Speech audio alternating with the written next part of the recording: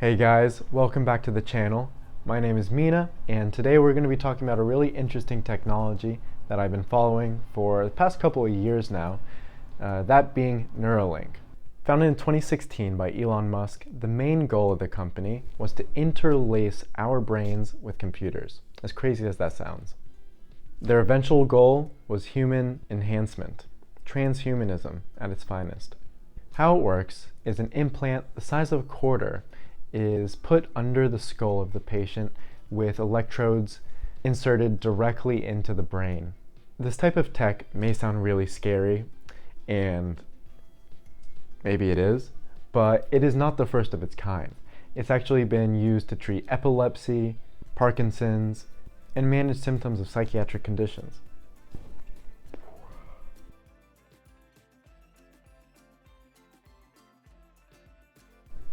As I'm not qualified at all to talk about the science of neural activity, I'm going to defer to Ben Rappaport, whom has a MD, PhD, and is a co-founder and chief science officer at Precision Neuroscience.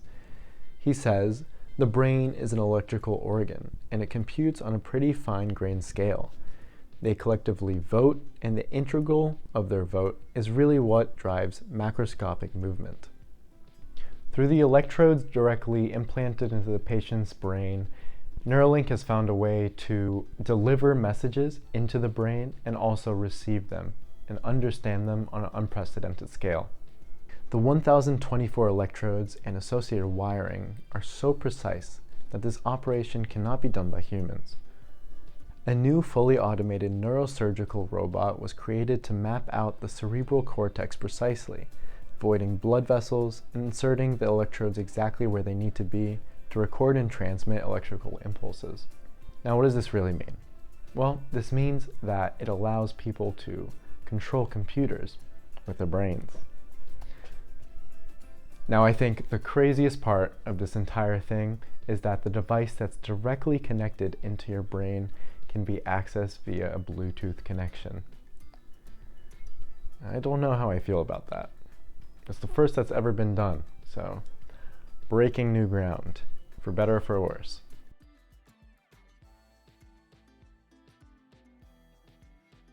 Notably, the first human trials of this technology were approved in September of 2023.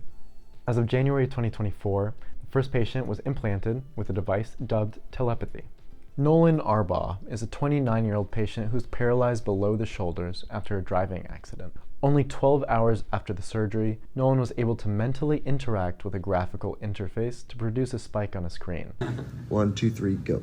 Oh, wow. Right there, yep. So cool. So cool, yeah. Which is pretty crazy. A month after the surgery, it's revealed to the public that he can control a mouse with his mind and play chess online without moving a single muscle. I'm obviously the first person with the Neuralink implant. It's life-changing, it really is. It makes being, it's gonna sound kind of crazy, but it makes being paralyzed really not that bad. Just thinking about someone, say, breaking their neck or dislocating their neck, going into a hospital, and 2 days later, like getting surgery, getting an implant, something, 2 days later, walking out, like that is just, it's such a real possibility now. Now, before we continue, remember to like and subscribe because it helps more than you can imagine. I appreciate you guys sticking through this video up to this point, and let's get back into it.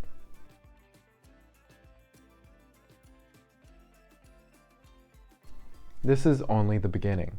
The ability to move a prosthetic with just your mind is of science fiction. To be able to see through a camera that's being wired directly into your neural pathways is something I can't even comprehend, but it is closer than you think. Now that's a real cyborg. I'll be back. It'll also be able to treat epilepsy, depression, Parkinson's disease, and much more by sending specific electrical impulses directly into the brain. It'll be able to enhance human cognition, which I think is probably the most insane part of this. That just has to change the human condition so dramatically. it's going to have unbelievable repercussions that we're all going to deal with, really.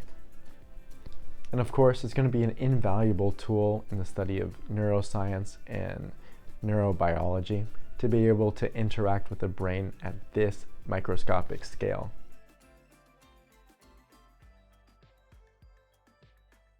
Although the benefits of this technology are not hard to find, so are the detriments and the risks associated with it. So let's go through them real quick. Now, the first of these are not directly associated with the technology itself, but rather the company that creates it, Neuralink.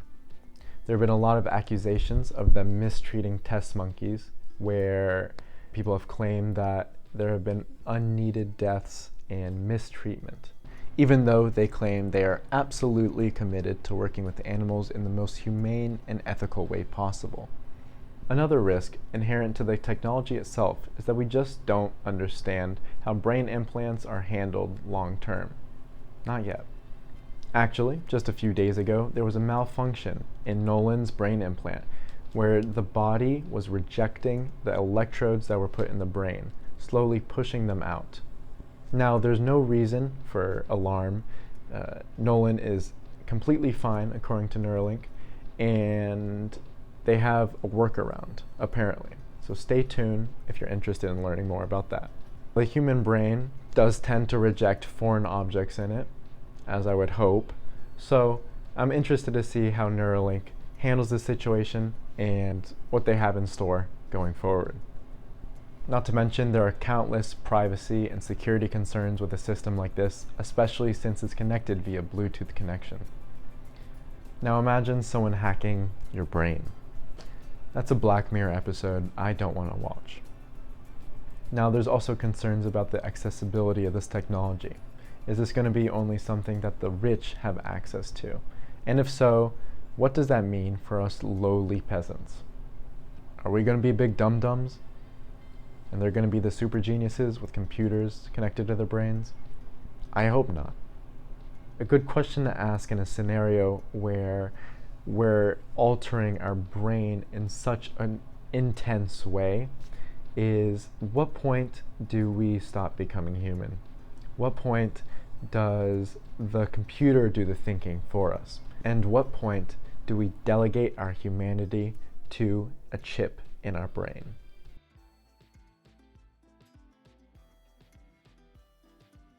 It's clear that this technology comes straight from a science fiction novel.